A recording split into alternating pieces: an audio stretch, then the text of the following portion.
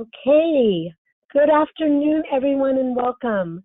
This webinar is brought to you by Strategies 2.0, a statewide collaborative funded by the California Office of Child Abuse Prevention. This afternoon's webinar is Be the One. The webinar is scheduled from 1 until 2 p.m. My name is Carrie Collins, and I am a trainer and consultant with Strategies 2.0. I'm sure I'm going to recognize a lot of names of attendees today. I moderate all of the webinars that we do in the state, and I'm also a trainer. We have a lot of virtual trainings going on right now, so I do recognize a lot of names. My role today is to introduce the topic and the presenters to you. I will help them keep track of time, and I will help you as participants and the presenters in any way that I can today. In a moment, I'm going to introduce the presenters to you, but first I want to go over a few of the tricks and tools of go-to training. So all of you should have a little kind of an orange-red arrow, and that opens and shuts your toolbar. If it's kind of getting in your way, you can shut that, and it will disappear. You have joined us today either on telephone or on your computer speakers. If you've joined us today by telephone, you've clicked on that little round circle that says telephone. It will give you a telephone number. It will give you an access code and a PIN number. If for some reason you were wanting to ask a question in person later on, unless you have entered that access code and PIN number, I would not be able to unmute you. So I just wanted to let you know that. Some of you have already been participating in the chat box, and we really appreciate that. It's fun to know where people are calling us from throughout the state. We even have someone from Virginia joining us this afternoon. I know that our presenters are going to ask some questions that they're going to want you to put some answers in the chat box. So we encourage you to use that. We also have a couple of polling questions. I also want to introduce my colleague Alma Tovar, also from Children's Bureau in Santa Ana. She's here to support me and to support all of you as participants. So if you're having any problems with your sound or with technology, if you just want to shoot over a message to Alma, she will help you resolve that issue in the background. You can raise your hand in the process of this webinar this afternoon, and if I am able to, I will unmute you and you can ask your question live. Usually people are pretty shy about that, but if you want to do that, we are able to unmute you and let you do that. But just so you know, I do have you all muted at this time. So I don't want you to worry about any sound that you might have going on in your background, because we cannot hear any of that. I want to make you aware that Strategies 2.0 has a YouTube channel. This webinar is being recorded and it will be uploaded within the next day or two. Alma will send a follow-up email to all participants with the link to the webinar. You can also access other webinars that we've done in the past, as well as our learning communities, and we have a 4-part series on vehicles for change. So we invite you to go in and take a look at what we've got going on there. An evaluation will be sent to you automatically following this webinar. So we ask that you please complete that. It really helps us to get that kind of feedback from you so that we can get better at this work that we do. I also encourage you to go onto our website, www.strategiesca.org. You can see what future webinars we have coming up in the next couple of weeks, as well as virtual trainings that we're offering. So I invite you to do that. Right now, I would love to introduce our speakers to you. We are honored to have 3 speakers presenting to us today. Natalie Adaj is the Child Abuse Prevention Coordinator for the Yolo County Children's Alliance. Natalie's professional work has focused on preventing violence and advocating for vulnerable populations affected by violence. Currently, she works to strengthen families and prevent child maltreatment by coordinating the Yolo County Child Abuse Prevention Council and the Yolo Family Strengthening Network. It's really important work, Natalie, at this time, this history of time that we're in right now. Lucy Morse Roberts, I've known for several years now, so happy that she's presenting with us today, is an educator by training and specializing in creative, effective, transformative programs for diverse multicultural communities. Currently, Lucy is the executive director for Lead for Tomorrow Family Hui program. She and Family Hui co-workers focus their parent education programming on evidence-based parenting practice, self-reflection, ACEs, and on building skills of resiliency. The founder of Creative Behavior Systems, Susan Jones, is our third presenter. She brings 20 plus years of experience in the trauma-informed approach to behavioral intervention and support, adverse childhood experiences science, and resilience building expertise to organizations, districts, schools, and families seeking to transform chaotic environments into a more calm, supportive, productive, and emotionally safe environment. As I was meeting with these wonderful presenters over the last few weeks, I mentioned to them that I didn't think that this webinar could possibly be more timely. With everything that is going on today in the world as far as the pandemic, and then in the last few days with the protests and the violence that we've seen, and a lot of people are saying, what can I do? How can I make a difference? And so they're going to talk about that with us today, and they're going to talk about the importance of just being the one. So at this point, I'm going to turn this over to Lucy, who will begin. Thank you so much for that introduction, Carrie, and thanks for inviting us to present. And thank you, everybody, for being here today. As Carrie mentioned, I'm Lucy Roberts, and I'm the Executive Director of Family Hui and co-creator of the Be the One project. So thank you for joining us. We're going to break periodically for questions. Those breaks are going to come when we transition between speakers. We all have different parts to present today. And we want to hear from you and respect the presentation time. So please post your questions in the chat box.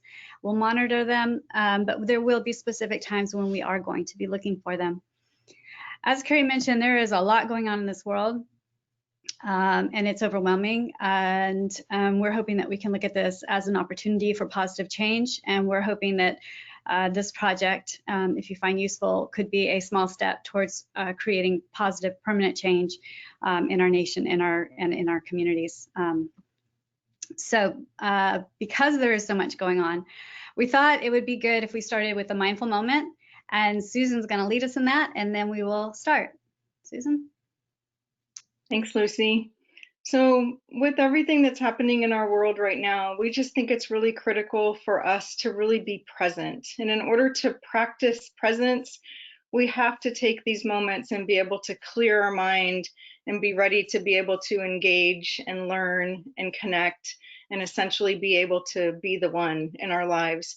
So what I'd like each one of you to do, if you feel comfortable closing your eyes, if you feel comfortable not closing your eyes, then go ahead and just gaze down into your lap.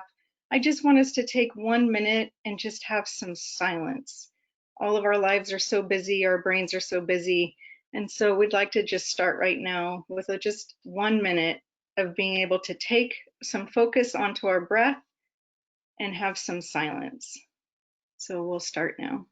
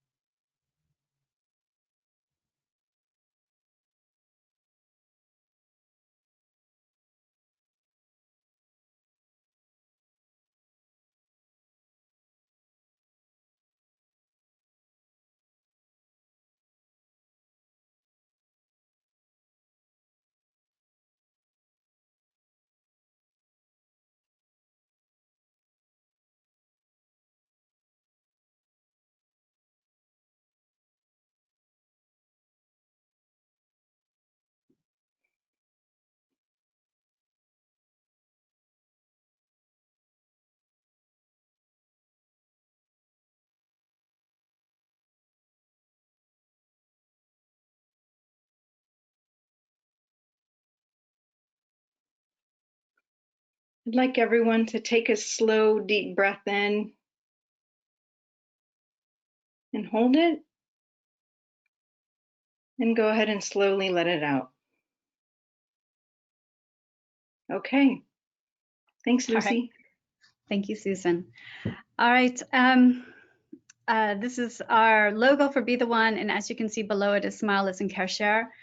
Those are the guiding principles of the program, and we're hoping those can be the guiding principles of our conversation today. We hope that by the end of this presentation that we will have lots of questions and answers, that you will be engaged because we want to hear from you. We want to create a safe environment where everyone feels comfortable and respected so that they can share what's on their hearts and minds, especially because I know we all have a lot on our hearts and minds right now. Okay, next.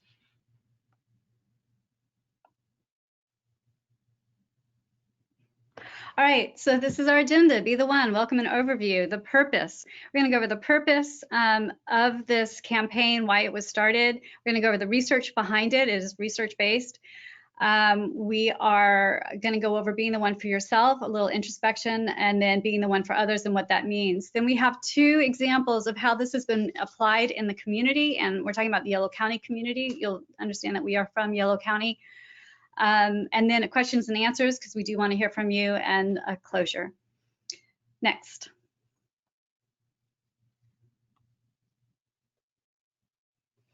Okay, so it's important for us to know who's gathered to learn together today. A survey will pop up on your screen. Please let us know what sector, in which sector you work. If your sector is not listed, please write us a note in the chat box. Be the One is a program campaign way of being for everyone. It is designed to be applicable in any and every sector. All are welcome, and we look forward to sharing this information with you today. So please go ahead and take your poll. Let's see if I can take mine. If you're having a problem getting into the poll and you minimize your screen, oftentimes that helps. Otherwise, just please feel free to put your answer in the chat box. If you don't see yourself represented there, we have somebody from a government agency. Thank you for sharing that. I have over half of you that have voted for so far. I'm going to keep this poll open. Oh, our TANF case counselor, our tribal TANF. Hi, Marty. Child Abuse Prevention Coordination from Robin. I'm going to go ahead and keep this poll open for another 10 seconds.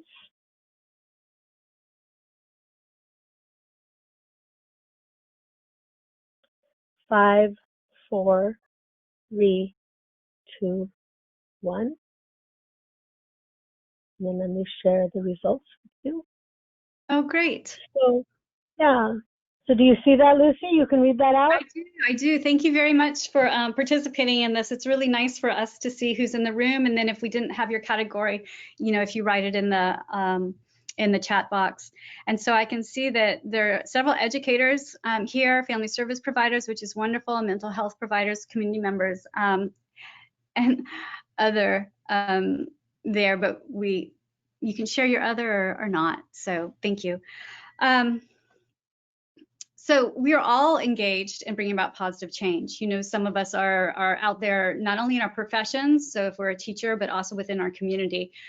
And our approaches may be different. So our sectors may be different and our approaches may be different, but we have a shared common goal. So creating change and developing healthy, thriving communities, though, is not only the work of agencies, you know, it could be in our goals and our mission statement, but it is also the work of anyone and everyone with a sense of agency. And that's the purpose of this, this project, is that what we want to do is we want to work in collaboration with one another and understand that we all have this commitment to healthy communities. And my effort in the work that I do has an effect on the work that somebody else does, and we can be much more effective if we work together and come together. And this is a project that we developed so that multiple people from multiple sectors can step in, and then also the fact that we you don't need a title or even a profession to work on this work of transforming communities. It is actually for individuals as much as it is for somebody who is working within professionally within an agency. So Be the One's goal is to tap into the sense of agency and bring sectors together in the work. Be the One is based on 4 questions. How do we create lasting positive change in our communities and in this world? How do we prevent and heal from trauma? How do we build resilience? And how do we do this work together? So a little bit of history. in this. Be the One is it's a community, part of a community collaborative called Resilient YOLO. And Resilient YOLO developed the Be the One campaign to support agencies in this work and tap into each individual's sense of agency, as I said. Creating healthy communities is the work of all of us, not just some, and the Be the One was designed as a program aimed at engaging everyone.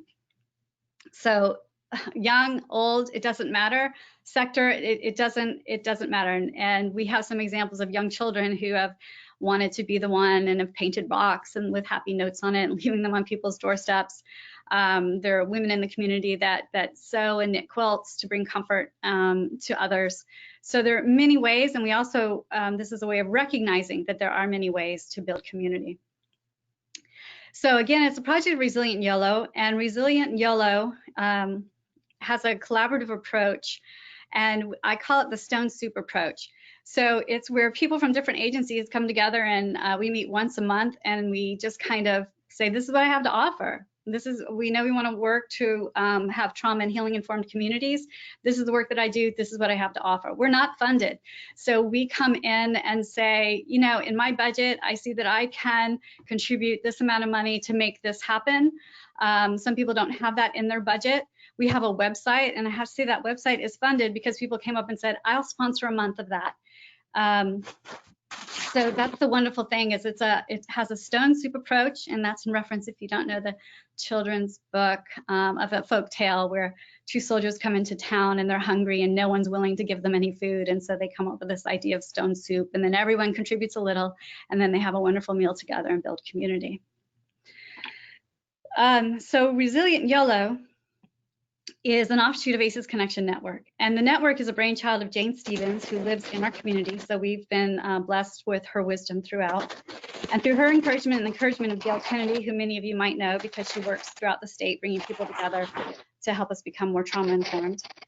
Through their efforts, Resilient YOLO was born, and we focused on creating more trauma informed county. And Tracy Farber, who is the executive director of Yolo County CASA, led and still leads Resilient YOLO, and she gave multiple workshops to agencies around the county on ACEs and being trauma informed. And this is key to understanding why Be the One developed, because people were impacted by the information that Tracy and others shared, but we didn't see any movement or universal movement toward becoming a trauma and healing informed county as we expected. And when I say multiple presentations, I'm talking about at least 30 presentations. So we had multiple presentations in multiple agencies, and then we saw blueprints being developed for our county where we didn't see trauma and healing informed being mentioned in the blueprint. And quite honestly, this made us scratch our heads, to put it mildly, because we had invested several years in this work and we're hoping to see a difference. So people were impacted by the presentations, but then they wondered how they could use the information and apply it in the work. And this task seemed very daunting to them. So we, as a group, as a team, sat back and started to consider, well, what could we do? What could we do to move us towards a more trauma and healing informed community, and one where it wasn't just presentations and talk, one where it was actually embedded in the way we relate to one another. So we decided we would flip the paradigm and wondered, what if we focused on becoming resilient as the first step to becoming more trauma and healing informed? And this is how Be the One began. It seems that when you flip something to a positive, you're giving something to somebody, something to step into. And this is a key component in leadership, and that's creating a shared vision that people can see and they can step into. And this is especially relevant in our world today. And if we're not seeing it on the national level, then the beauty is we can create it on the local level. So the purpose of the campaign then is to equip individuals and organizations to be change makers in their communities. And the goal is to create more resilient communities where all can grow and thrive. And this is especially important now. Now with the, we know as a nation that we have systemic, historic, institutionalized racism. We are a nation that is suffering physical health through COVID-19, mental health issues through COVID-19, and then the economic health and well-being of many of our families is also being challenged. It was being challenged before, and it's being challenged now. So system change and changing individual lives seems daunting. And I have to say, it seems daunting right now. But this webinar and the purpose of this program is to remind you that simple steps make a big difference in healing and building resilience and healthy and thriving communities. Next.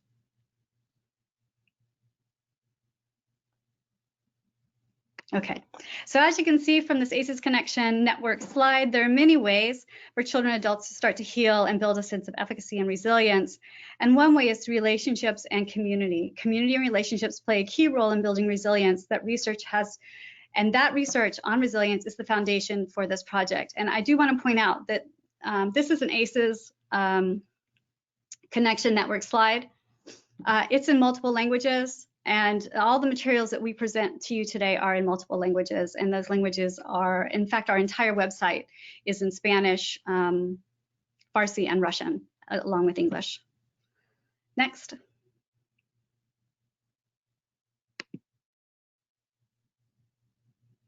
Great.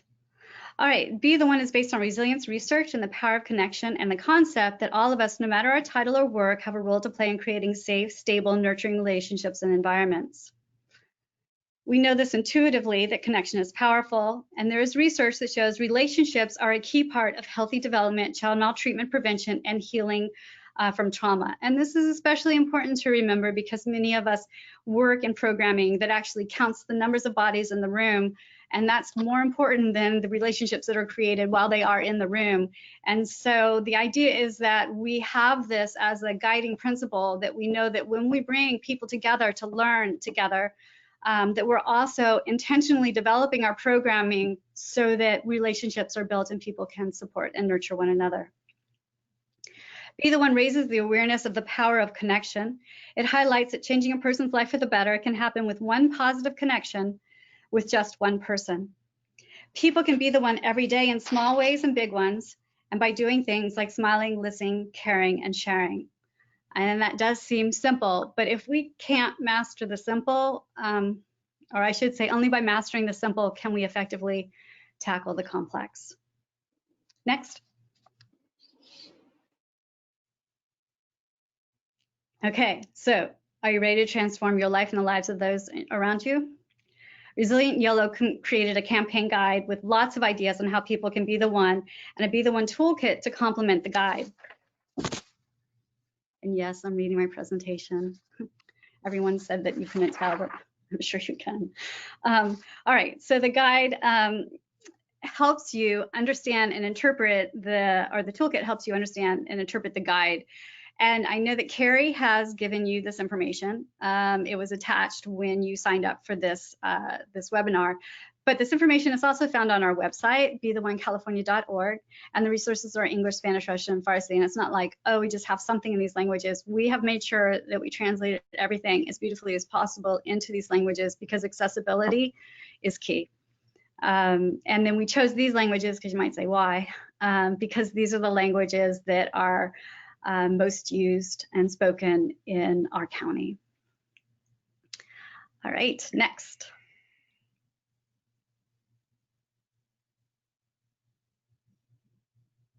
Okay.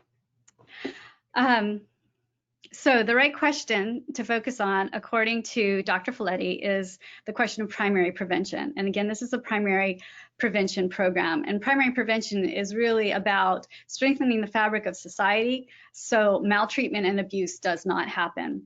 And the Be the One campaign focuses on prevention by looking at resilience research and applying that research to our everyday lives and everyday ways. So what is resilience? Resilient Yolo and the Yolo County Office of Education work together to create a common county-wide definition so we can start from a place of shared language, and that's important too. So this is the definition that we came up with: the capacity to experience adversity and draw support and or strength from the environment where you find yourself. So whether you use this definition, another definition, or create your own, having shared language as you step into this work is really helpful. Next.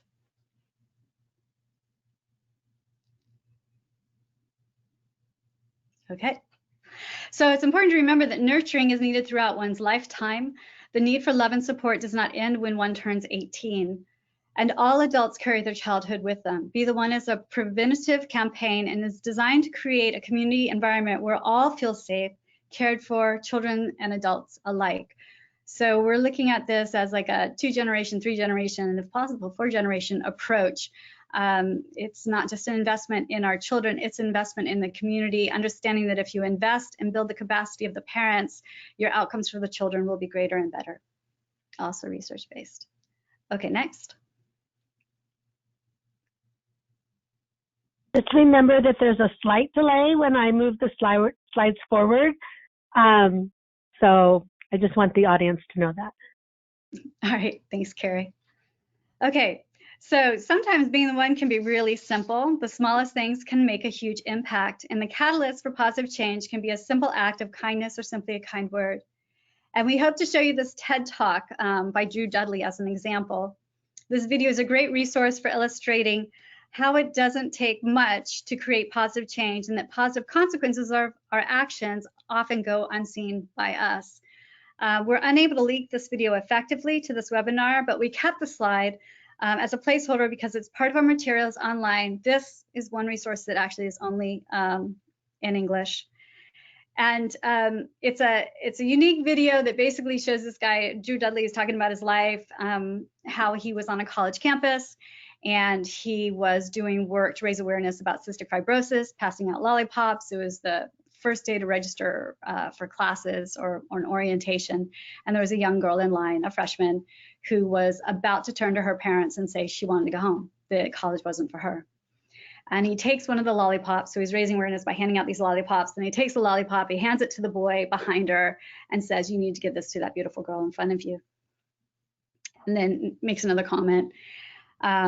So anyway, he goes up the line and hands out all these lollipops. And several years later, the girl finds him and says, I need you to know that you made a huge impact on me. I was ready to go home. I had decided that college wasn't for me. But because of that moment, I realized that I could be here. And she said she was graduating. To give too much away, the boy that handed her the lollipop, they were getting married. And Drew Dudley said the amazing thing about that was that he didn't even remember. He didn't remember. And so we wanted to throw another poll in there and to say, have you ever been part of a lollipop moment? A moment that was small, where you later learned that you changed the life of somebody else, or that somebody did something to you, a small gesture that had a huge impact on you. And also, is there someone who's been the one in your life, somebody that has had an impact and changed the trajectory of your life? So please take the poll and we'll look at what comes up.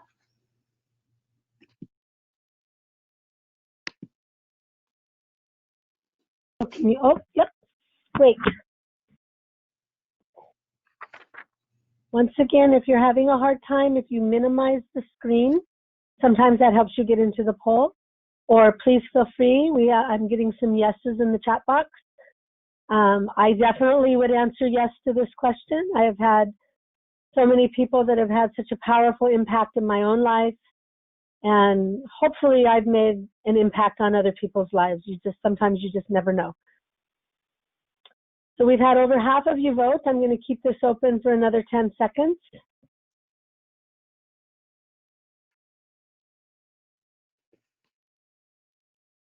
I'm going to close in 5, 4, 3, 2, 1, and let's show those results. Oh, okay, good. All right, so I appreciate everybody sharing. I see that 86% of you said yes and 14% said no. And so may this be a moment then that hopefully you will have a lollipop moment in your future where somebody has a positive impact on you through a small gesture, or that there's somebody who's been in your life, or that somebody will come into your life that will be able to mentor you and change your life in a very positive way. So those of you who said no, there's that to look forward to. And those of you that said yes, you know what we're talking about.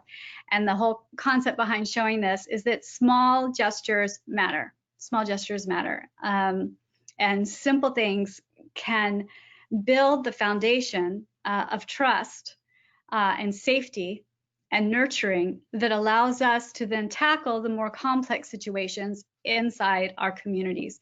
And it's very hard to tackle those complex situations unless you have established that trust with safe, stable, nurturing relationships. And that can happen, you know, we can look at your micro environments inside a classroom or your macro environments inside your neighborhoods and communities, and start addressing really serious issues, racism and poverty being two of them. All right, so I'm about to pass this off. And Natalie, you are next. But before we do that, if you could just write any questions that you might have from the information that I shared with you in the chat box, now is a great time. This is one of those transition question answer moments. And I don't see anything appearing, Natalie, so you're on. Thank you. Thank you so much, Lucy. So I'm Natalie Audage. I'm the Child Abuse Prevention Coordinator for Yolo County Children's Alliance. And as Lucy said, you can be the one in someone's life anywhere. And I'm going to talk to you about what it looks like to be the one by giving you some examples in various sectors of life. So these and other ideas can be found on the campaign guide that is available on our, actually it's the previous, it's this slide, great. So they can be found on our website, but also in the materials section of the right-hand box that you can see. So I just wanted to point out that you can find this information there.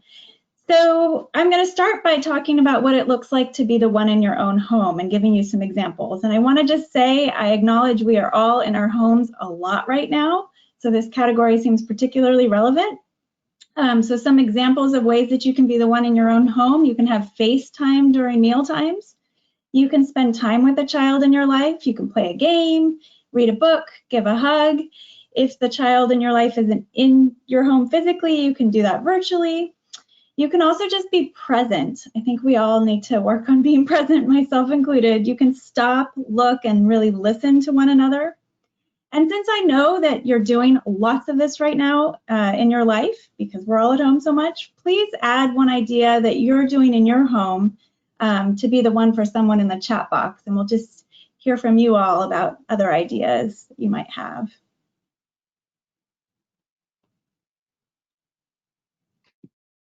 We'll wait just we'll just wait a couple of seconds so you can add a few things, because we know that being the one in your home is so important right now. Here we go. I hear somebody, so it looks like Melanie has been assisting neighbors. Wendy has been doing Zoom meetings with grandparents. Farah has been reading aloud, even to her high school and college kids. Adriana has been feeding the dogs, super important. Erica has been shopping for those who can't leave. And there are lots more ideas. This is so wonderful. So please take a look at the chat box if you want any more suggestions. It looks like a lot of people. Oh, and I just want to point out, Michelle said, asking my children how they're feeling and listening to what they're saying. So definitely being present in that moment is so helpful. So I'm going to also talk about what it looks like to be the one at work. And I know that COVID-19 has changed a lot of the ways that we interact at work right now. Many of us are doing a lot by email and Zoom. So being the one may look different for you now than it usually does, but the same principles still apply. So some examples are mentoring a colleague, showing new colleagues the ropes. I have to say that I've gotten a lot of technology help recently, and it's been so helpful to help me know how to do these kind of meetings. You can also treat people with respect and kindness. You can listen and not gossip. And then you can support a colleague who's facing a personal struggle. This may be COVID related or not. You can send a card, contribute meals, and you can offer to listen. Next slide, please. So you can also be the one in your neighborhood. And I know a few people actually mentioned those things in the chat box, but smiling, saying hello, waving from afar to our neighbors. We're all craving connection right now, even if it's from 6 feet away. You can also make a meal for a neighbor. I know somebody mentioned actually going out and doing errands. You can pick up a prescription for a neighbor. You can do an errand for them if you're already going out. Looking at schools, how you can be the one there. Again, we know this looks really different for teachers and students right now, but the basics of being the one are still the same even while you're distance learning. So you can give compliments and find the good. I think that's really valuable right now. We can all use some positivity in our life in that way. You can stand up for people when you notice that they need some additional support. You can tutor someone. This can be online who's struggling. I know that my daughters have gotten some help recently from friends when they haven't understood something, and that's just been really, really powerful in their lives. So next slide, please. I'm going to talk about community groups next. So how can you be the one in your community? You can volunteer, you can become a mentor, you can coach a team, you can donate to those in need. There are lots of ways to do this right now, even though we're living more virtually. You can also find something you're passionate about and connect with others online. And you can join an online support group. And this has the added benefit of you being able to provide support to somebody while also getting support from them yourselves. So, you know, 2 for 1 kind of thing. And then looking at social media. I know we're all online a lot right now, and being kind has never been more important, both in our COVID situation and with all of the racial issues that are going on. And I think we really, just knowing how to help people feel seen and heard and being open to that is just incredibly important. So with that, reaching out to victims of bullying and reporting harassment is also very important, and using posts to support a cause, to raise awareness of a community issue, to inspire and to encourage. Again, we can really use being the one through social media to really affect positive change in both our own lives, but also in the lives of the community members and then more broadly in our country. Next slide, please. And finally, I'm going to talk about what it means to be the one for yourself. And this just reminds us all of the analogy, even though I know a lot of us aren't flying right now, but of the oxygen mask on the airplane, where they instruct you to put your own mask on before helping others. And this really is just the idea that we can be the one for others a lot more effectively and with a lot more energy and patience and kindness when we've been the one for ourselves. So how can you do that? You can eat nutritious food, you can get enough sleep, you can exercise, you can breathe, and you can give yourself and others grace. Again, so important right now. And just to remind yourselves that you need to be taking care of yourself right now as well. Next slide. So before I transition to talking about the research behind Be the One, I just want to emphasize that those were just a few examples. There are so many ways to be the one, and I know looking at the long list of ideas in the chat box that you all already have a lot of great ideas. So please know that these were just samples so that you can get your brain started on that. All right, so now we're going to talk about what makes people resilient, what helps us thrive when we're faced with challenges, and what mitigates the negative impacts of stress in all of us. Next slide. And I'm going to start by talking about 4 frameworks that identify protective factors that we all need to be healthy and strong. And there's a spoiler alert, you can even see it right here. There are going to be bolded words on the slides, and we know we've already talked a lot about this, so you'll probably get the theme right away. But I just want you to know that to look for them. So the first framework is from the Center for Youth Wellness, and according to their stress health program, quote, research shows that the right kind of support and care can mitigate the impact of toxic stress in children and help them bounce back. So what can parents do to actually support a healthy stress response in themselves and their children? They can do the things on this slide. They can support healthy relationships. They can try to help get enough sleep. Nutrition is really important, exercise, focusing on mental health, and then mindfulness as well. And these things have been shown to decrease our stress hormones and inflammation and to support healthier brains and bodies. And I want to just note that if you would like to learn more about this, they've got a great webpage, but a lot of these are also reflected in the stress playbooks that the Office of the Surgeon General put out recently, and they can be found on the California COVID-19 webpage. Next slide, please.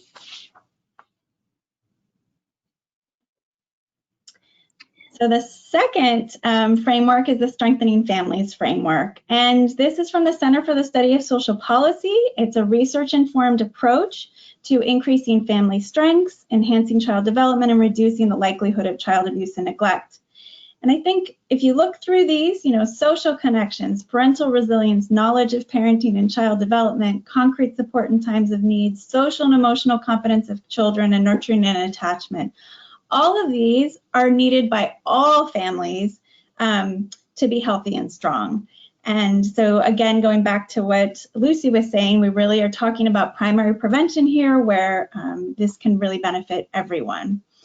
And I just want to note, you can see the bolded words, social connections. You're probably already getting the theme there. But I just want to talk a little bit about nurturing and attachment, because if you look at the Strengthening Families framework, they generally only list the first 5. And nurturing and attachment used to be its own protective factor, but the Center for the Study of Social Policy thought that it was actually implicit in the other 5, and we think it should stand on its own sometimes. Next slide, please. So that's why we added it back in. So then the third framework is called Youth Thrive, and it's also from the Center for the Study of Social Policy, and it's a research-informed framework based on a synthesis of research on positive youth development, resilience, neuroscience, and stress and the impact of trauma on brain development. So this is what youth really need to thrive. They need social connections. There you go, those bolded words again. Youth resilience, knowledge of adolescent development, concrete support in times of need, and then cognitive and social emotional competence. Next slide, please. So now the fourth framework. So we've now talked about what children, families, parents, and youth need to thrive, to be strong and healthy, and now we're going to talk about adults. So this fourth framework is from a 2018 article called Adverse Childhood Experiences Among a Community of Resilient Centenarians and Seniors, Implications for a Chronic Disease Prevention Framework. And what this study looked at is really those factors that promoted resilience among older adults. And I want to quote from the study because I think this is so important. Participants engaged in a number of behaviors throughout life that seemed to help counter the effects of stress and support longevity. A central habit was that people made and maintained strong social connections, there are those bolded words again, which previous research has also shown to be one of the central predictors, if not the central predictor, of well-being and longevity. I'm not going to go through the rest of the things on this list, although I found them pretty fascinating, but I just want to highlight a few others. Few other examples of behaviors that were linked to a longer lifespan. So living a kinetic life, which meant that an individual was outdoors and active, often from morning till evening, practicing charitable acts and being altruistic. So definitely some of the themes that we're talking about today. And then having a day of rest or resetting that often included social connections and or family excursions. Next slide, please.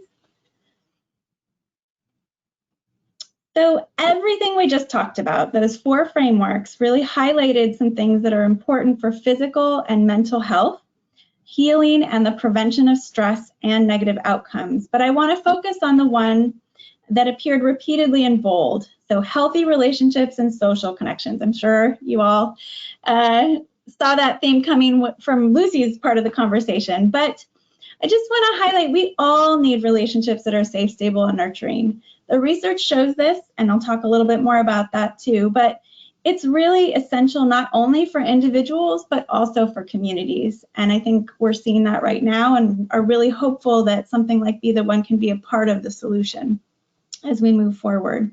So in particular, safety, stability, and nurturing are 3 critical qualities of relationships that make a difference for children as they grow and develop. The Centers for Disease Control's Essentials for Childhood actually defines these 3 terms, and I'm going to tell you what they are, but I want to say that although they talk about them in the context of children and are really emphasizing that that's important for kids, they're also really important for adults, and we all really need these characteristics of relationships. So safety is the extent to which a child is free from fear and secure from physical or psychological harm within their social and physical environment. Stability is the degree of predictability and consistency in a child's social, emotional, and physical environment, and nurturing is the extent to which a parent or caregiver is available and able to sensitively and consistently respond to and meet the needs of their child. I just want to highlight there are actually many types of support that relationships can provide. So the first is emotional support. I think this is what a lot of us intuitively think about when we think about healthy relationships. There's empathy, there's love, there's caring. You know, those are all things that we look for in a relationship, but there are also a lot of other types. And I want to highlight that a lot of the suggestions that you all had in the chat box were actually instrumental support. So providing tangible aid and service. This is things like, you know, going to pick up a prescription or providing a meal or financial support. There's also informational support. These are things like advice and suggestions, whether they're solicited or not. There's appraisal support. That's information that's useful for self-evaluation, and then there's spiritual support. Next slide, please. So research shows that social interactions are critical for mental and physical health. I think especially now, we need to remember that connecting with people both physically, if we can, or virtually, if not, it can be really beneficial for all of us. And the Be the One campaign is just really relevant right now because of the fact that people are needing those social connections more than we ever have. So I want to just highlight that studies have found that adults who are more socially connected are actually healthier and live longer, so they're more likely to be healthy, and live longer than their more isolated peers. And so some mental health benefits include decreased loneliness, which makes a lot of sense, lower rates of anxiety and depression, higher self-esteem, greater empathy, trust, and cooperation, as well as resilience. And I just want to note that there's actually a positive feedback loop that researchers have found. So if someone is engaged in those positive social relationships, they are more likely to get some of these mental health benefits, and then they're more likely to actually engage in more relationships or deepening those relationships. So it can really cause this wonderful feedback loop. I also want to note that the positive support that people get from these relationships can help buffer individuals from the negative effects of stress and can even help them flourish in difficult circumstances like the situations that we're in right now. Physical health benefits of safe, stable, nurturing relationships include a stronger immune system and a longer life. So the research is pretty clear that safe, stable, nurturing relationships, or SSNRs to shorten it, are good for us and we need them in our lives. Next slide. Unfortunately, there are risks of having low, safe, stable, nurturing relationships, and you've probably seen a lot of this in the news right now because there is this delicate balance between trying to stay physically safe, in particular from COVID, and then also the health risks of having low social support. There have also been a lot of articles recently about loneliness and how we can make sure that our society is focusing on social connections. So as we know, we just really need to be there for others more than we ever have. But I want to just emphasize, I know we're using the term social distance, but really that is meant to be physical distancing and not socially disconnecting. So we need to kind of remember that because there are lots of ways to connect virtually or from afar that are still safe. So in terms of some of the research, there's a Very Well Mind article called How Social Support Contributes to Psychological Health that found that poor social support and loneliness actually increase the risk of depression, suicide, alcohol use, cardiovascular disease, and altered brain function. A study by House, Landis, and Umberson on social relationships and health reported that the lack of social connection is actually a greater detriment to health than obesity, smoking, and high blood pressure, and that social isolation is a major risk factor for mortality from widely varying causes.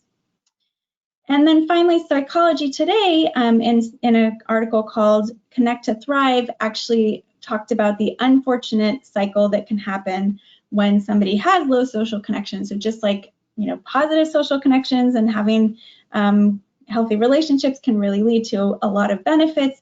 Unfortunately, if somebody has low social connections, it can lead to antisocial behavior, which can then lead to further isolation. So it's really, we need to find ways to interrupt that cycle. So given all the research, I think it's really clear that right now is the right time to be talking about the Be the One campaign, although I would argue it's always the right time to be talking about it. Next slide, please. So there's also evidence that safe, stable, nurturing relationships are helpful in preventing child maltreatment. And as the Child Abuse Prevention Coordinator, this is really important to my work, and one of the reasons that I got involved in this and so passionate about it. So the Centers for Disease Control and Prevention said that research suggests that safe, stable, nurturing relationships between parents and other adults, in addition to those positive relationships between parents and their children, may help prevent child maltreatment from one generation to the next. I love this quote because often in child maltreatment, we think about just the relationship between the parent and the child. But CDC is also saying that parents need those relationships with other adults too. So all of the stuff that we've been talking about is really relevant across the board, no matter what age you are. So I want to just point people to also the Centers for Disease Control's technical package on preventing adverse childhood experiences. One of the key strategies that they actually talk about is connecting youth to caring adults and activities.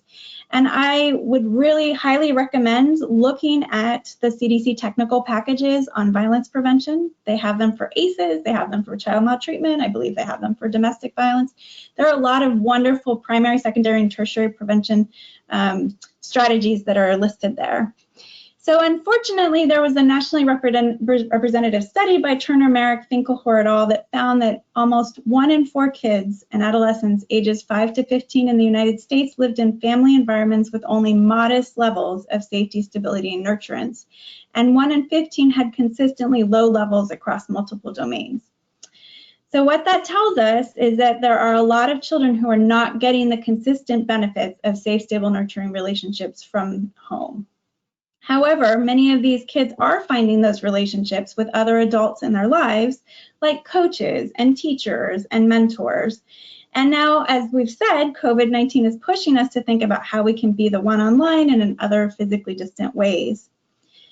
So to sum up my section here about research, all of this research and the Be the One campaign present us with an enormous opportunity. If we focus on increasing social connections among and between adults and youth, we have the potential to make a really big difference. We can build resilience within ourselves and within our communities. So are there any questions for me before I pass it off to Susan, who will now talk about how to be the one starting for yourself and ending with others?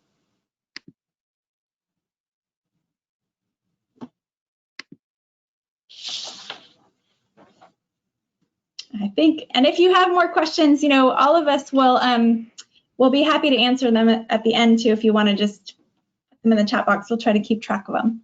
Thank you. So it's on to you, Susan. Next slide, please. Thanks, Natalie. That was good information, a lot of information.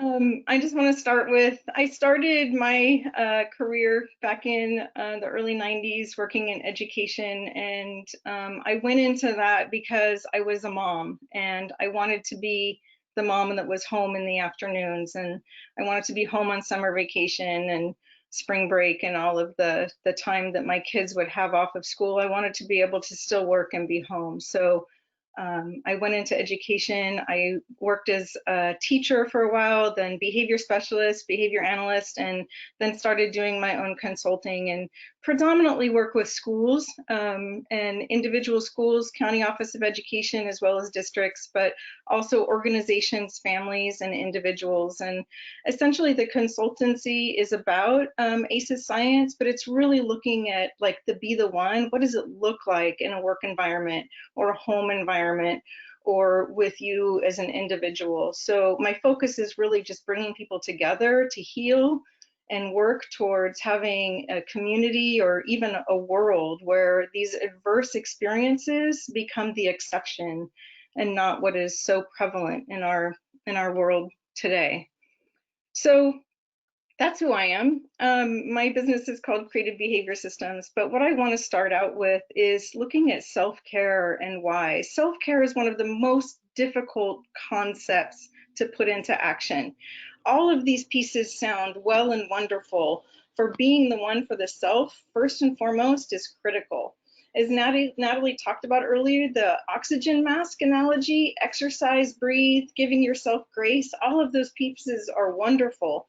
But what I want to do is dive a little bit deeper and review some of the critical reasons why being the one for self is so important, starting with caring self, which is so challenging again, and the things that a person can actually do, especially during the challenging and uncertain times that we are in right now. We went from a pandemic to literally having our cities crumbling and riots, and it's just really uncertain and frightening times. So even though that we may have a roof over our head, some of us still have food on our tables, some of us still have income coming in, internet connection, our safety and our security feels unstable. We may have lived through crisis consistently or at one time or another, but many people who have not felt crisis as this are feeling ways which are difficult to describe now. And communication is really the foundational component of being able to be the one. So even though we're fully functioning adults, a lot of this work starts with significant reflection of where we are right now. So our campaign of Be the One importance is critical for everyone, our communities, our world, everything, but most important, this starts with us. Next slide, please. So being healing informed means being better able to be the one in your community. So the slide shows we can be able to be present and reflect. We can collaborate. We can encourage a culture of learning or make meaning out of our past or past of another person or maybe a loved one. We can focus on growth and prevention, learn how to be a little bit more proactive, and then practice relational leadership. And really, what does that mean? A lot of what Natalie and Lucy touched on has to do with the social connections. The social fabric of how we relate to each other and we connect each other is so incredibly strong. And even though a lot of it has to do with communication, much of our social connections are influenced by what things are absolutely not said. Our nonverbal communication is very powerful. So having self-awareness, especially with the neurology and the physiology of what is happening inside our own systems, being able to instill presence, if we have those safe, stable, and nurturing relationships that Natalie talked about, we'll be able to then reach out, connect, and even to be curious about what is happening in our environment. And all of these pieces are so incredibly important because if you have all of those pieces in place, it means that what is happening less is your reactivity. And boy, we are in a significant level of reactivity right now, and rightfully so. There's a lot of anger, there's a lot of dissent, there's a lot of division going on, and we're human. Our natural response is to respond and react. And when our stress levels increase, our neurology and our physiology becomes out of whack. And then we're not really able to connect in a way that is going to offer being able to be the one or having a safe, stable, nurturing relationship. So back to self and moving forward with heightened awareness of connecting and being able to be the one for others requires being able to be the one for self first. Next slide, please. I want to talk about the 6 key principles of a trauma-informed approach. So these are the key principles in being what's called trauma-informed. The Be the One campaign links these principles to very specific doable actions that each of us or our organizations can practice in a way that is a good fit for whatever environment you are currently in. So being able to instill safety, trustworthiness, being able to have transparency, having support for peers, collaboration and mutuality, empowerment, voice and choice, and then cultural, historical, and of course, gender issues. These are a lot of the social components that are often really challenged when it comes to seriously being able to connect with each other. So emotionally safe environments is essentially the goal. So if you have an emotionally safe environment, you're going to be able to create trust. And if you have trust, you're going to be able to speak your truth and have transparency.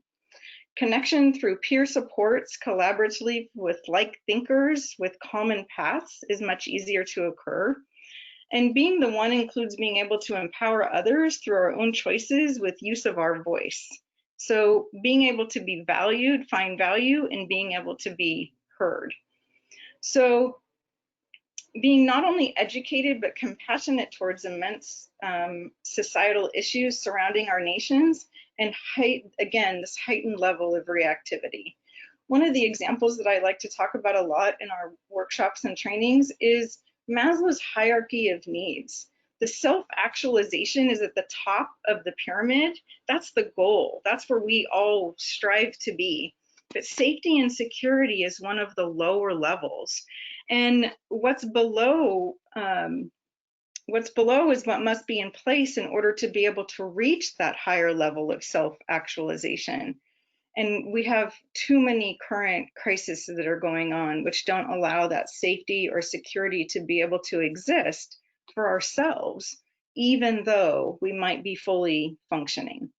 So we're in the midst of many socially related crises. We started with a pandemic, and now we've got a lot of the uproars that are happening in many different communities around us. And this creates no feelings of safety and security. And as I mentioned in the previous slide, this is a common feeling or a way of living that we're experiencing now for far too many people in our communities, having experienced the lack of safety and security throughout their entire lives. And many are now experiencing it for the first time. So it's really not only simply stated, a challenging time, it's a transformative time of awareness. And again, that awareness starts with, where are we in all of this right now? Next slide, please.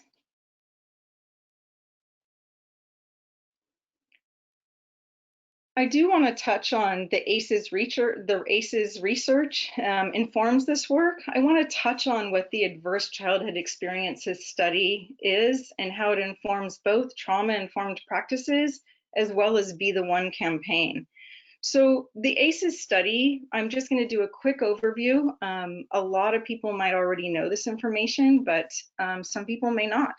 And it's critical, I think, in order to understand really what Be the One is all about. There was a research study in the mid-90s, Dr. Onda and Dr. Falidi, one was with CDC, one was with Kaiser, and they had a hunch from their practices of being physicians that when there was adverse situations in childhood, it led to very specific health outcomes later on in life. And so they created a research study, and then later on a ACEs assessment was created. So individuals will be able to understand what their ACEs score is and how, in fact, society as a whole from this research study has determined that about 2/3 at minimum of the study was shown to have at least one adverse situation or experience in their childhood. I do want to say that the ACEs study, I think, was foundational in order to get this work going. The main thing is a lot of people have done additional research studies and added to it. The critical component of the ACEs research study is it was done with predominantly Caucasian and predominantly college-educated participants, over 17,500 and in this research study. But they did find that adverse experiences in childhood was fairly prevalent, and that's not a real true showing of our social fabric or our nation or even our world. So that's where I say, at minimum, 2/3 of our population has experienced some level of trauma. So again, the research from Kaiser Permanente and the CDC showed that adverse childhood experiences have a tremendous impact on physical, emotional, and behavioral health, as well as opportunities later in life. And this told us that the majority of the 75% Caucasian and 75% college educated had experienced some form of adversity in childhood. And since we know our nation is not 75% Caucasian and not 75% college educated, we see this study as a starting point to have a much better understanding of trauma's prevalence. The resources that are listed on the slide are great resources.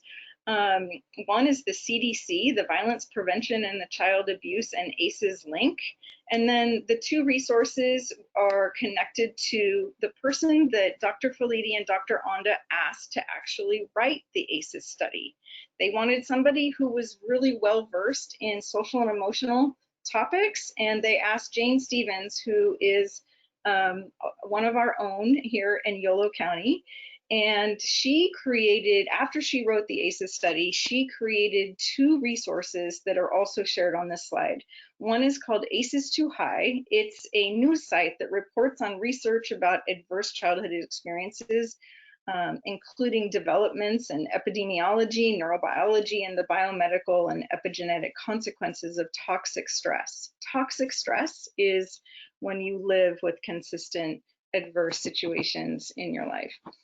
ACEs Connection is the other one. It's a social network that recognizes the impact of a wide variety of ACEs in shaping adult behavior and health, and that promotes trauma-informed and resilience-building practices and policies in all families, organizations, systems, and communities.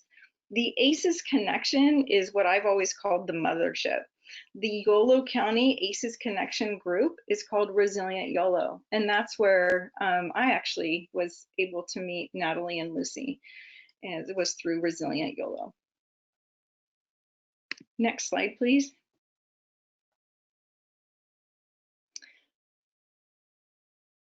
This is actually a resource that can be found on the ACEs Connection site. One of the reasons why I absolutely love this resource is because it really talks about what are the different components of what happens when you are living in a heightened, stressful, escalated, stressed out moment. And when we talk about trauma or adverse situations, that level of stress is often consistent. And so it lowers the tolerance for stress, which can result in behaviors such as fighting or even internalizing behaviors as well as externalizing behaviors. There's all different neurological and physiological things that happen when we are living in that heightened level. One of the things that's listed on the right-hand side of the slide is the exposure to childhood ACEs can increase the risk of. That's what the study was discovered. So it lists some of the things that it might increase your risk if you have a higher ACEs score. So one of the things that I would like to do at this point in time is in our workshops and presentations, we give a lot of hit the ground and running tools that can be used starting that day even. And one of the best tools that we like to use all the time with kids or adults, parents, colleagues, even significant others is if you go ahead and hold your hand up in a fist and put your thumb inside your fingers, I'm going to show you a very simple version of the brain. So the outer fingers is your prefrontal cortex, and your prefrontal cortex is your executive functions. It's your planning, your organization. Many of you are listening to this webinar right now, and in the back of your mind, you're thinking of other things that you need to get to later on. Those are your executive functions fully functioning. Some of you, though, are a little bit stressed and are having a hard time to even focus on what is being presented in this webinar. And that means that your lid or your prefrontal cortex is a little bit flipped. And I'm using the language of Dr. Dan Siegel. He's all over YouTube. I highly recommend watching some of his very short videos. But Dr. Dan Siegel uses the analogy of when your lid is flipped, your executive functions actually go offline. And when your executive functions go offline, you're much more reactive, you're much more emotional. And what happens is your thumb on the inside, your amygdala. It's what is your emotional driver. It's the one that is determining whether or not there is safety and security in your environment. And if there isn't, your lid is going to flip and you're going to present yourself in a much more emotionally driven, reactive manner. Whereas if we are able to connect with individuals, and one of my favorite language comes from the restorative practices work, which is, I see something's going on, tell me what's happening. Just those words invites the individual that you can see is going through a tough time, and it elicits it in a very caring and nurturing manner. And what it does is it takes a person from this to potentially being able to de-escalate very slowly and a little bit, because what you have done is you have offered your emotionally safe desire and caring to want to know what it is that that person is going through. Dr. Dan Siegel also has a wonderful thing that he says, name it to tame it. And so when you see somebody, one of the first things that you can do that is critical is just acknowledge the feeling. I see you're very upset. So what that does is it offers that extending connection. I'm going to read a quick quote by Dr. Dan Siegel. He says, neuroplasticity is the ability for the brain to physically rewire itself. By changing your mindset through practices such as meditation, gratitude, acting selflessly, etc., you cause your brain to change physically and make more neural connections. Those are more positive, emotionally safe, present, and calm neural connections. Next slide, please. I just want to do a real quick time check with you. Thank you. So the reason why I put this slide up and it's in Spanish is to remind us to say that there's many resources that are on ACEs Connection as well as in the Be the One toolkit. They're available in Spanish, English, Russian, Farsi, as Lucy shared earlier, and they're fantastic pieces to go ahead and print out, carry with you if you have the opportunity, and drop them and leave them with different people that you think would benefit from learning more about this information. So next slide, please. So this slide talks about how neuroscience has shown us that transforming a life can actually be quite simple. I'm just going to go ahead and read the quote by Dr. James Doty. He's a doctor at the Center for Compassion and Altruism Research and Education with the Stanford Neurosciences Institute. He says, what we forget sometimes is even smiling at another person, which takes very little effort. For that person who receives it, it can mean an immense amount. Next slide, please. I'm going to go ahead and also just touch on one of the chat box earlier, Lola, I believe it was, said that calling out injustices when she sees them. And that is a fantastic thing to do, to be able to be the one. But I'm going to reference what we were just talking about a moment ago, being able to call out injustices in a way that leads to connection with the individual to be able to have those communication experiences that don't end up causing additional divide and divisiveness. So being the one for others, what can we do? What might it look like? We're going to go ahead and do an exercise, and go ahead and go to the next slide, please. In this exercise, this is actually something that I just want to share with you. This is a resource tool, and it's in the Be the One toolkit. We're looking at self, home, work, neighborhood, community, even online.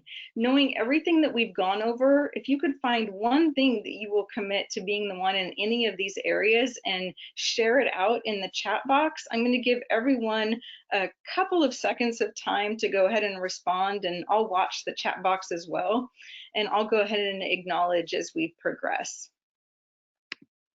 Next slide, please.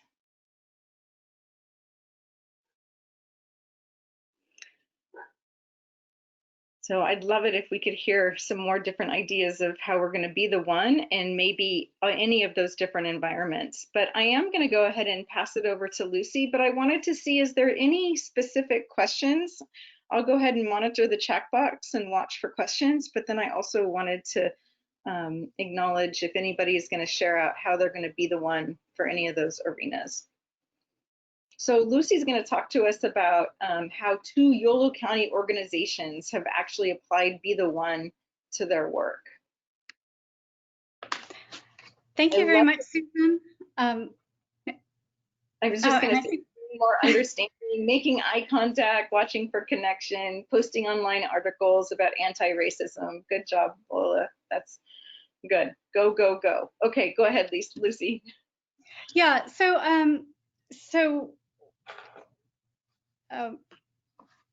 one of the reasons why we know that there is systemic, historic, and institutional racism in our communities, and one of the reasons why we created this campaign is because when we try to address it head on, we meet with resistance. And so we flipped to the resilience model so that we could give people a softer, easier way to step into it. You know, if you look at the work of Gandhi or Martin Luther King Jr., in order to create a positive change, resistance is important, but also responding in a way that elevates human dignity as opposed to diminishing human dignity in all parts is key. And when we're angry and frustrated, it's extremely hard to react in such a way. And quite often, if you have a stone in your hand, it really, the impulse is to throw it. But more constructively, if you throw it in a pot and invite others to invest what they have in order to create something better, that's going to get you a better outcome. And I know it's easy to say during these difficult times, but what we want to do is create a constructive program and a shared vision, and these are just a simple toolkit to do that. So that said, what does this look like in our environment? Next slide. So the Yolo County Office of Education, you know, there are lots of issues within our education. The Yolo County Office of Education, 40,000 plus students. Garth Lewis is the superintendent. He jumped on this project right away. Next slide, please.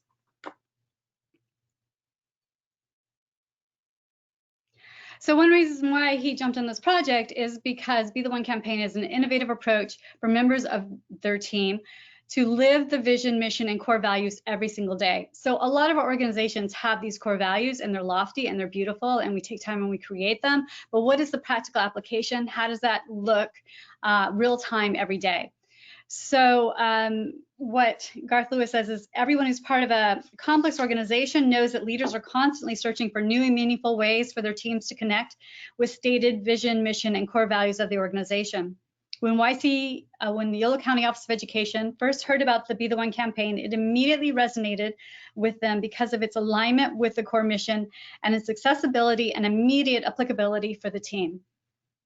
So whether planning a large convening or working with one-on-one student-parent, the Be the One campaign serves as a reminder of our power to purposefully and predictably add value and healing to one another's lives.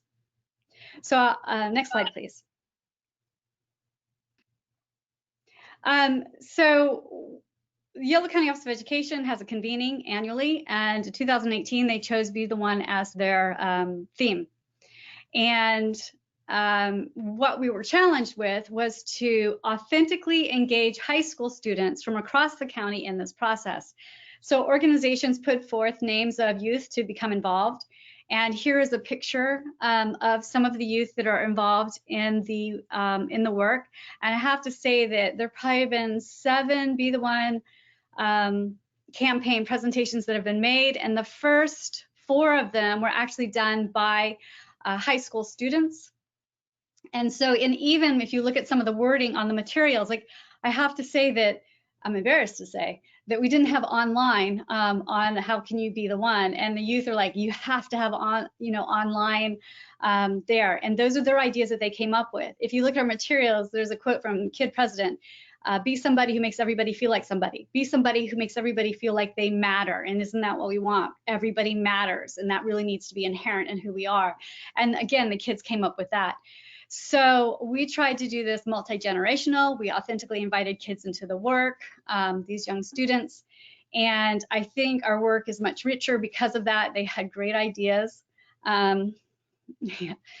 Anyway, they were terrific. So they have done 1 statewide presentation, 2 local Yolo County presentations, and then some students in Solano County recently did a presentation where we talk about this work. This work has been done by multiple counties, have jumped in and adopted it and adapted it in their own ways, and that's what we want. So next slide, please.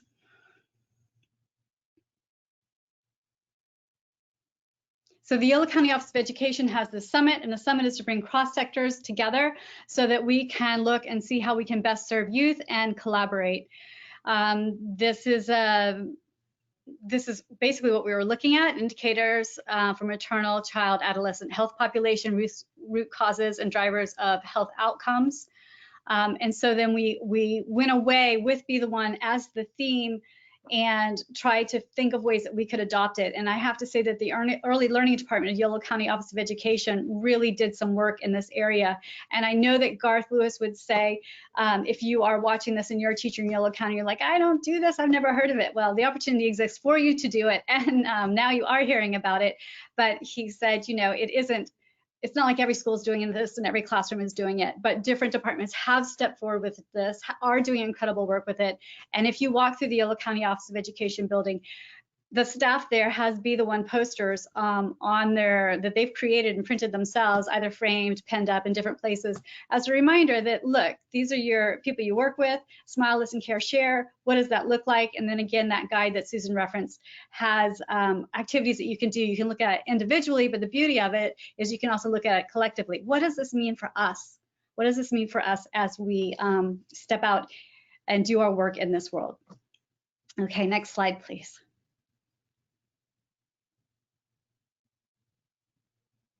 Mark Fink, another excellent example.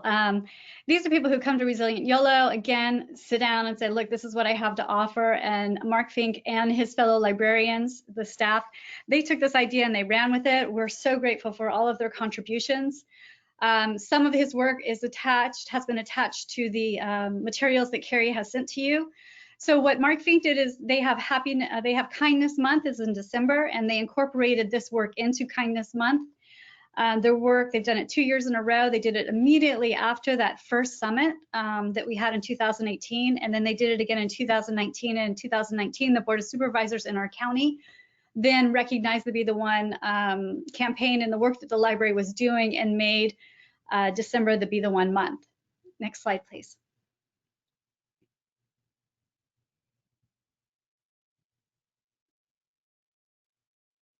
So this is the proclamation that they had.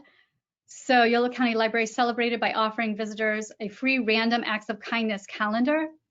They completed acts of kindness. Individuals shared the acts on their library's Facebook and Instagram pages with the hashtags BeKindYolo and Be the One. And Yolo County Library also posted a Be the One bibliography of library resources on its website. And then if you walked into the libraries, there were signs there are handouts, there's a calendar, and then their list of video and book resources. Next slide, please.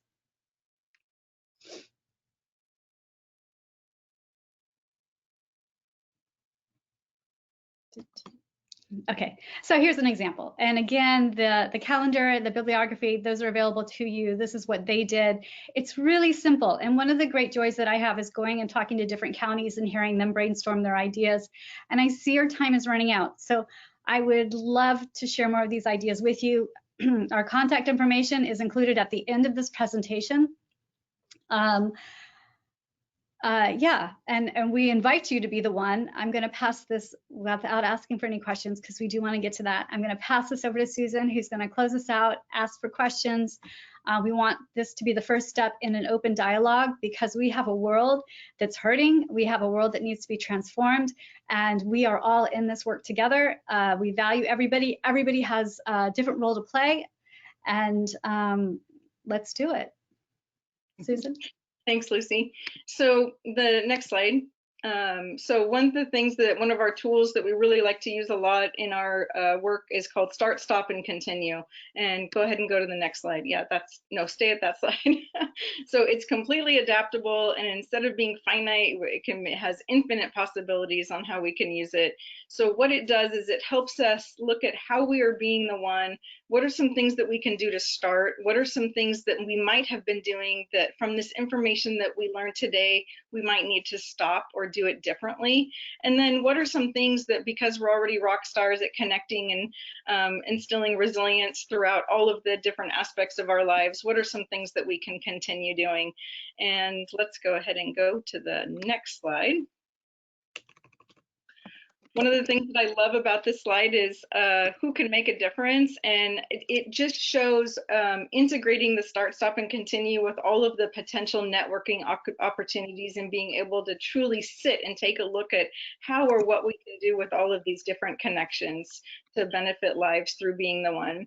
And you can see the connections on the slides. It reminds me of that small pebble being tossed into the water and that ripple effect. And you just don't know. It's like the lollipop moments story. You just don't know at what point in time how the slightest moment can actually change an individual's affect or even their path of where it was that they were about to go that may not have been positive. So one of the things, the exercise that we would like to do is have, go ahead and go to the next slide, please. What's one thing you plan to start in your own Be the One campaign? And if you guys can just type something that you can start, I can see some of the things that are being shared already in the chat box is about things that we can start in order to support the injustices that we're seeing occurring around us right now. You guys go ahead and continue to chat your responses in the box. Next slide, please. We do want to acknowledge all of the YOLO partners who work to help actually make this happen.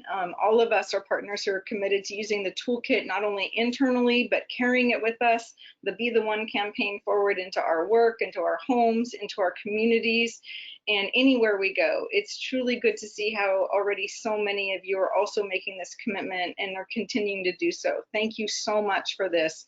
We have so much work to do. And if you can connect with us in any way, we are willing and able. Next slide, please.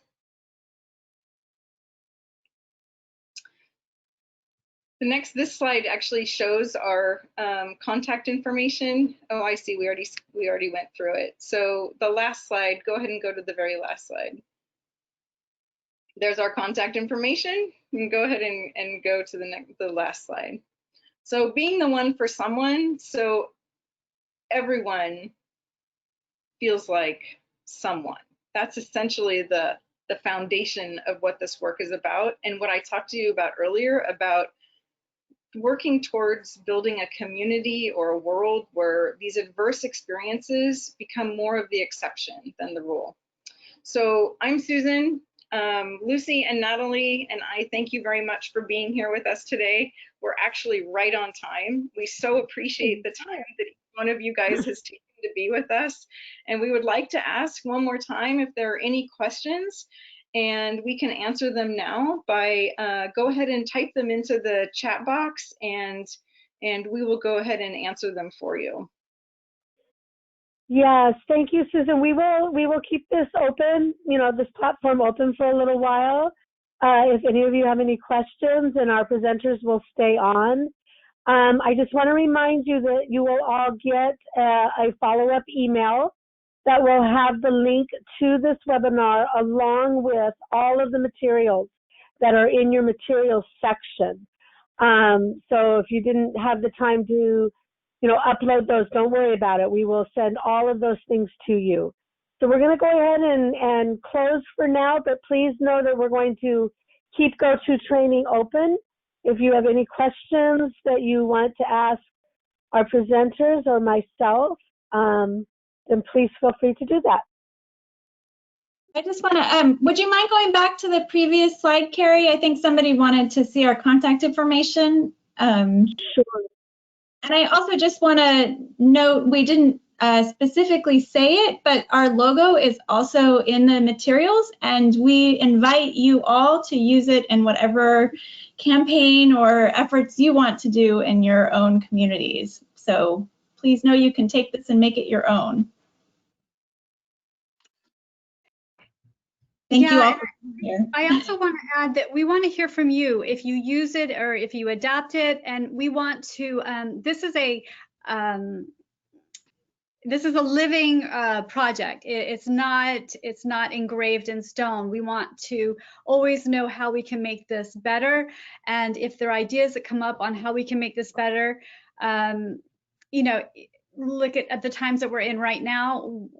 Please share that information with us. And then in working with communities of color, and we've got a lot of diversity in Resilient Yellow and in our county, and that's one of the things that we're working on, so that all people, all voices know that they matter, and we want to make a difference in this, and we are working for this better world where all people can thrive. So we're looking to learn from you.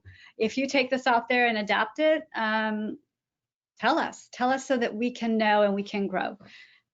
So thanks. Okay, I'm going to stop recording.